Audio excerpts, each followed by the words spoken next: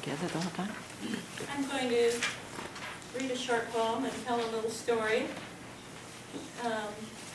Kathleen Alcala is the daughter of Mexican immigrants and the author of 6 books of fiction, history, memoir, and wishful thinking. And next, Raul Sanchez was born in Mexico City and is author of the poetry collection, All Our Brown-Skinned Angels. So the poem is El Puente por Octavio Paz. Entre ahora y ahora, entre yo soy y tú eres, la palabra puente. Entras en ti misma al entrar en ella. Como un anillo, el mundo se cierra.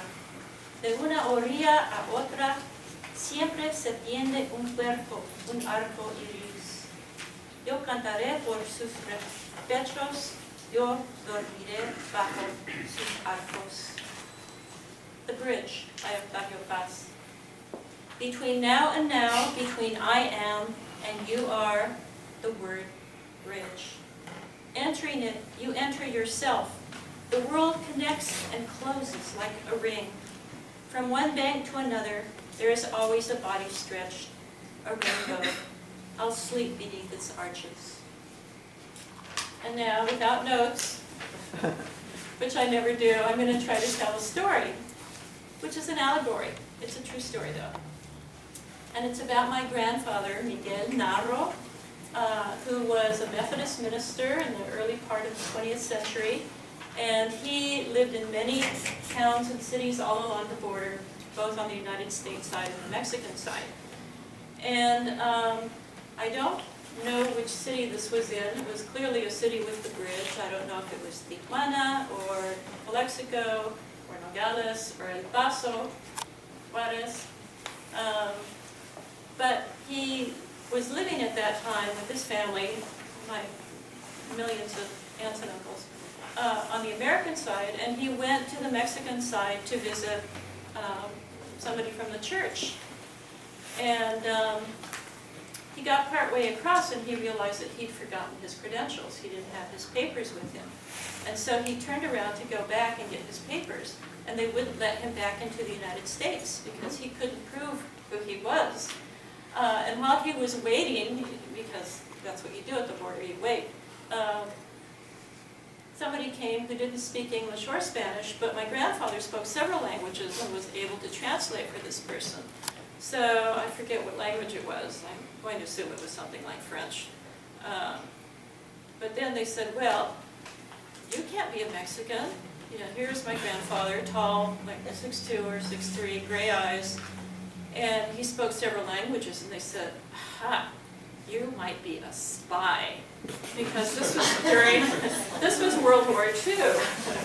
And so he was on the bridge all day because he might have been a spy. And finally they let him call a friend to go get his papers and bring them to the bridge so that he could get off of one end of it or the other. And the allegory is, you can be on a bridge, but you can't really do anything, right? It matters where the ends are, and that's what's important. That's what we need to cultivate, are the places where the bridges touch down to earth. And we have to make a welcoming place for those bridges on the side that we're on.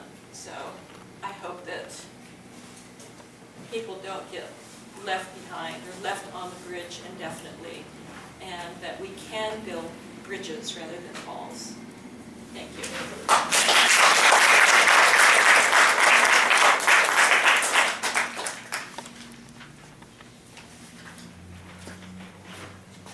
Thank you all for inviting us, me, Kathleen, very powerful. So following up on the theme of the border, I was going to bring an old map of Mexico where the border was way up in Utah. And you have seen it, but sorry, I left it on my desk. Behind the barbed wire. In the olden days, Southwest folks lived along dusty border towns before there was a fence, before there was a wall. Now they live fenced in, lined up against the wall.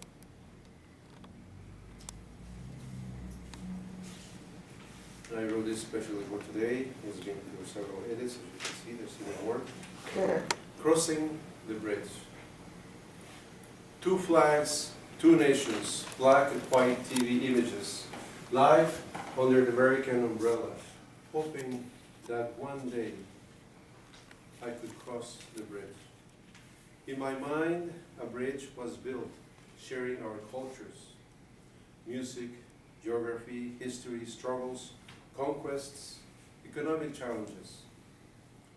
I crossed the cultural bridge, speaking their language. No walls along the way, to find the golden trails and the golden dream fading. Yet, there will always be a friendly bridge to cross over, united.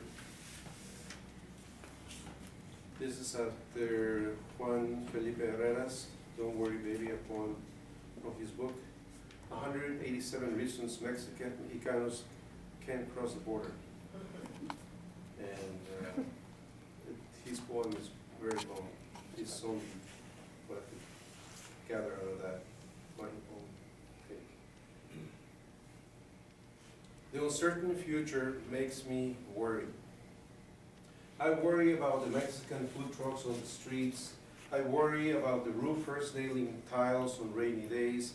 I worry about the window washers, scaffolds hanging on high sky buildings. I worry about the landscapers working under the rain. I worry about the day workers outside Home Depot. I worry about the Sunday potluck at the Catholic Church. I worry about the school children waiting for the bus. I worry about the pizza delivery guy. I worry about the cooks at the Mexican restaurant. I worry about the maid service ladies. I worry about the flagger on the road. I worry about the migrant workers harvesting the fields. I worry about the dishwasher and the waitress handling the food. I worry about the single mom waiting for the city bus. I worry, and I will continue to worry and worry until the end of the nightmare imposed.